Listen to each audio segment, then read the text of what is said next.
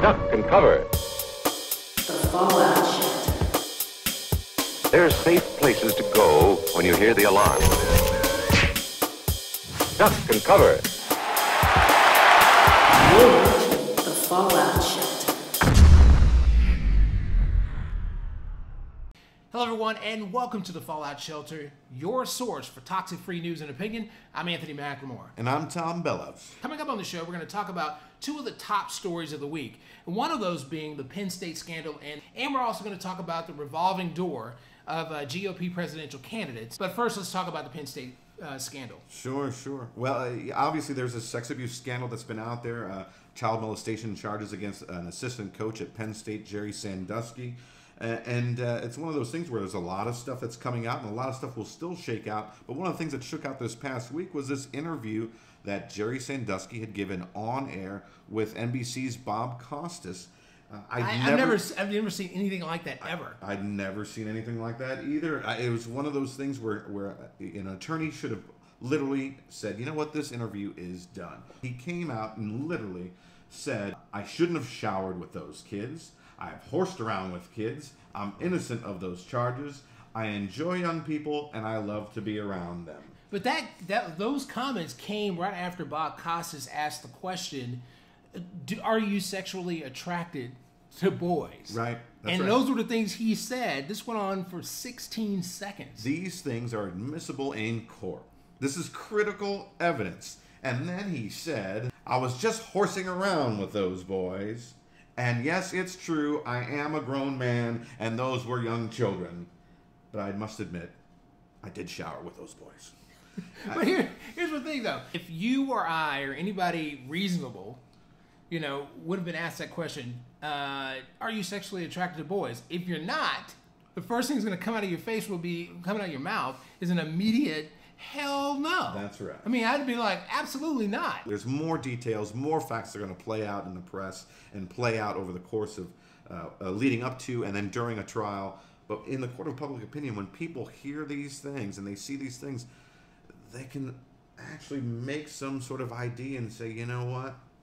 I think I already know what shook out. And when he says, I've taken showers with boys, there isn't too much more you have to know, is there?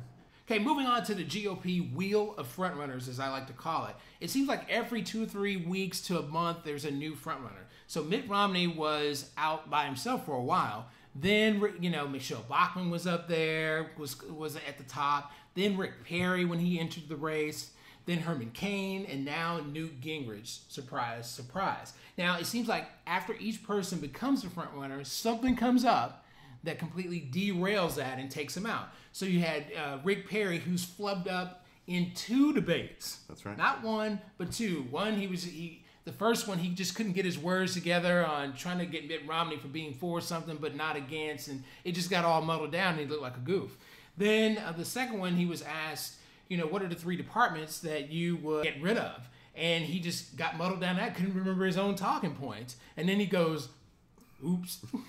Dude, I was cracking up. I was like, what the hell? I've never seen anything like that in a debate from somebody who is supposed to present themselves as, as presidential. And then you have Herman Cain. My goodness, he's just a gift that keeps on giving. You ask him a question about what did you think of President Obama's policy and how he handled Libya. And he just looked like he was reaching for the stars. So I just completely trip on that. So now we have Newt Gingrich. He's the front runner this week, and then it comes up that Newt Gingrich consulted Freddie Mac up until the housing, implosion that happened in the fall of 2008. Mm-hmm. So Newt Gingrich basically received $30,000 a month as a consulting fee and made between $1.6 million and $1.8 million from 1999 to 2002 and then 2006 to 2008. Recently in the town hall, he said, I've never done any lobbying of any kind for anybody. But sources from Freddie Mac say, we hired Newt Gingrich to basically bridge relations with members of Republican members of Congress who have always been against Freddie Mac. And that allowed him to make tens of thousands, hundreds of thousands of dollars. And really, at that point, isn't he a de facto lobbyist? I think so. I mean, that's basically what he's doing. Even if he wasn't, an official lobbyist, but isn't that lobbying when you actually go to Republican members of Congress to smooth out relations. You're being paid basically to do that. So what do you think the fallout is from this? When these debates happen, we get to see all these candidates' flaws. And usually, ultimately, the best candidates still remain standing because they've been picked apart. Well, now Newt Gingrich is being picked apart. We're going to see all those scars, all the battle wounds, all the things that he's done wrong, his past problems. And everybody knows his battle scars. I mean, he comes with a lot of baggage. I mean, he can actually back a dump truck up to the stage and dump his stuff on stage because everybody knows it.